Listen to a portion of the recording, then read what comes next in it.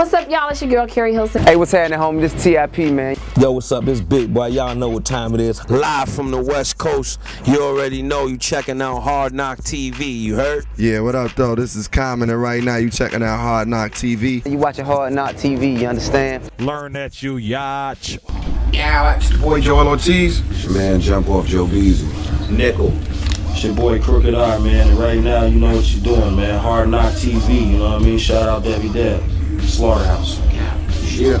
Mr. Porter. Outnumbered, outspoken, outcasted, outweighed, outrageous odds and outlasted, outlandish. So I learned to outwit them. I outsmart them, outgrew them, I outdid them. Cream, outbid them, team can't outspit them. Keep sleeping, your wet dream is out with them. Doing a little yoga, little Kama Sutra. Steakhouse nigga, used to be a ramen noodler. Heavy on Viennese, was a common shooter. Palm the Ruger, moms called me con and loser. I suggest you and your man to regroup.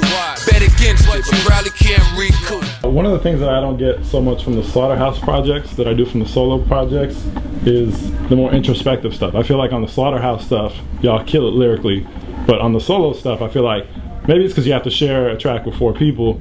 I don't feel like I get as much of the introspective stuff that I would maybe like on a Broken Wings freestyle or you know, some of the more personal stuff. Do you feel that in the new album we might get more of that, or is it a lot of it? Yeah, a lot of it. We recognize the same thing, and I think that's mainly due to the time restraints we were under on the first album. We weren't able to be as creative as we would have liked to in a 6-day period. There'll be a lot of that on the sophomore effort.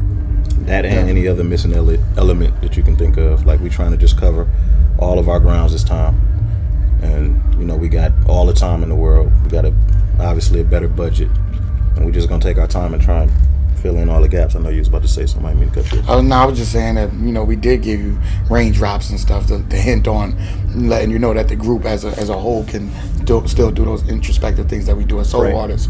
So pray. Yeah, exactly. Pray. Yeah, so yeah, look forward to that. You want to add, Chris? It's basically what they said. I mean, I'm looking forward to it, to making them kind of joints. Those are pretty much my favorite kind of joints. You know what I'm saying? Like life music, things that everybody can relate to. You know what I'm saying? That's like my favorite way to express myself. So I'm looking forward to finding out what it's gonna sound like, the finished product of all 4 of us intentionally going in and going into detail about our lives on you know, crazy production. I just think it's gonna be wild. I'm actually the only person in the group who never talks about anything. Like they always. I can rap about guns all day and be happy, but I'm working on that. I'm getting that from them. My next album is actually going to be very introspective, so it's cool. You've all had your major label situations, and now Shady is a major label situation. How do you see this deal different from what you guys were dealing before with the major label stuff? Well, no, for me, you know, I try not to look at what's different about the major label. I try to look at what's different about me. I'm just a lot more knowledgeable, a lot older, just a lot wiser, and I'm more in tune with my career and where I want to gear it and where I want to lead it. So it'll be different. I was extremely young when I signed to a major, 21 years old. So it all happened very fast. I don't think it's just a label issue. I think it's a stage. I think we're just on a bigger stage now. You know what I'm saying? So, man, I'm looking forward to just doing what we all do. You know what I'm saying? Which is rap. We're not really thinking about, you know, the machine behind the music we make. We just solely focused on making the dope music. You know, the major label, little label, indie label, they're gonna do what labels do. We're gonna do what the group do, and that's be the best with our pen. So we ain't really concerned about who's putting the record where and what's going on. We just gonna, you know, concentrate on the art and put the best product together and just, you know, run with it. Must be out of your mind, you think you're fucking with us. Up on these nuts, bitch, hang it up, this game is over. Lucy's watching I Love Lucy with Gary Busey. Crazy, how the fuck did you son me? I'm Shady. Would it ever come a day where they could slay me? I don't know, 5th month, black and yellow insect. Maybe, till then I killed a bad man, try to slay me. Anything you kick weak and speak kung fu gazing. All my homeboys, 2.0 boys. Think who I just picked up a phantom, look how it Rolls Royce. Even if I want to quit, I ain't got no choice. Verses keep coming, I should invoice my own voice. You should see the kind of asses that my pole hoist. Holds me like diamonds in your chain, man. So moist. What's what's M's role in the project? I mean, he's definitely the cosign. Oh, look, this is M right now. I can't talk to you. That's his role. Nah, man. Rich was telling us that he wanted us to get, you know, the groundwork in and do what we basically been doing. He's a fan of the group, and, you know, of course he has some ideas and some creative things that he wants to add to it. But like I just said, he wants to add to what we already do, and that's the dope thing. So, you know, it's not, our flow is not interrupted, you know, though we take on. Who would mind? Right. So who would mind? Yeah. So, you know, he's there. He's overseeing. You know what I'm saying? That's a great overseer to have. Like, one of the best dudes ever to you know, to do hip hop, do music in general. You know what I'm saying? So the best overseer to have. Yeah, he basically just said that we have him at our disposal. He obviously wants it to be about us. He doesn't want to overdo his involvement and make it, you know, like, he wants it to be about us. He wants to showcase what we can do, what we can naturally do. He wants the world to see what he sees. So, you know, anything that he can do, helping out with mixes, making beats, a verse here, a hook there, maybe giving us another hook idea, helping us pick a beat, like just anything. Executive producer, if you will. I don't know if he's going to end up being that, but that's kind of like the role he's playing right now. So he almost also functions like A&R of sorts, or no? Or? I think that would kind of naturally happen without it happening. Yeah. Just from camaraderie. You know, he's an artist as well. So I mean, if he is a dope beat, you know, just as a friend, he would pass it to Royce saying, "What do you think it is?" Much more friend-like than A&R. And we're not gonna do a song without running it by him. So I mean, I guess you can call it that. I guess in a way. I think his role, you know what I'm saying, for me, his role, the most impactful part of his role for me is just him being who he is. You know what I'm saying? Like, I mean, you could be at a different label and have somebody in a suit and tie that don't understand the culture of hip hop, don't understand, you know, the things that MCs go through in the process of making music and albums and being on stage and performing and the weight that comes with the job. He understands all that. You know what I'm saying? So I think for me, that's what's most impactful to me. It's just him being who he is and me understanding that he understands. You know what I mean? Because for me, it's about vision.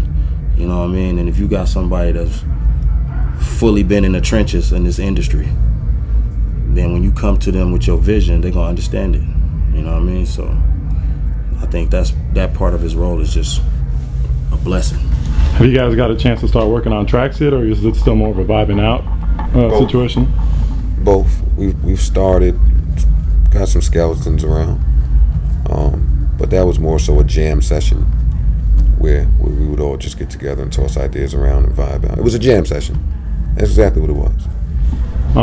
We just interviewed Yelawolf at South by Southwest, and he said that he was starting to feel a camaraderie between you guys and him. Do you guys feel that? And how's that? Is that just a natural thing, or is it just you guys? Your jam session is just everybody just kind of starts building of each other? How does that work? Well, the four of us jam. We jam. We've been jamming for some years now together. I haven't gotten a chance to do that creatively with Yelawolf, but I can see. Anything aside from, you know, the creative portion, I understand exactly what you're saying.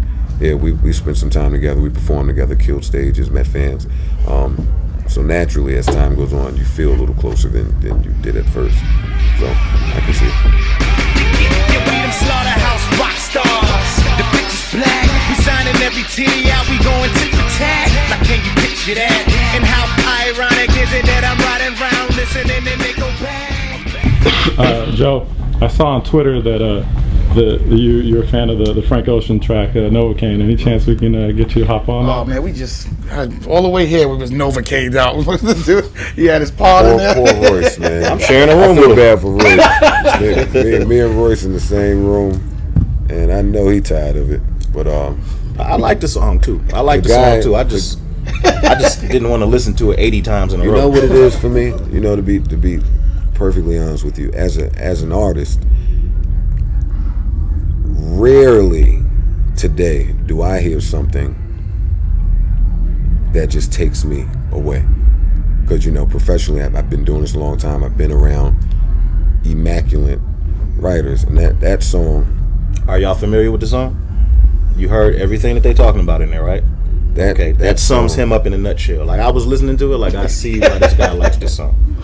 All they talking about is bad bitches, doing drugs, and being alone with the bad bitches and doing drugs, and not having any male friends. That's all the song is about. But the way it's written is just when that song comes on. It took you away.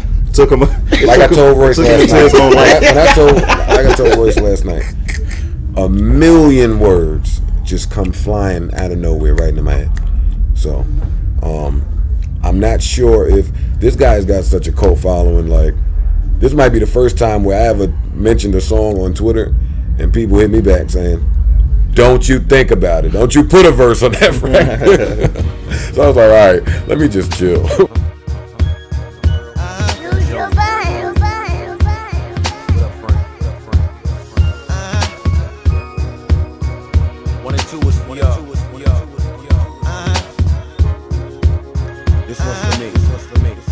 Check this. I finally found a passion I lacked before. Can't believe I didn't catch on to the act before. I mean, I voiced my complaints, that one ignored. A few things you felt that you was too attractive for. Cause everything out your mouth said that you ain't wanna hurt. Lot of lifestyle we live, but you ain't wanna work. So I'd sit you down and say it's getting out of hand while you shoot down a idea, busy worried about a brand. Like your baby dad said all that shit that was trite. How you was married, requesting dick pics from life. Though it all seemed shady. Maybe I was crazy, I ignored my gut feeling, nah, not my babe.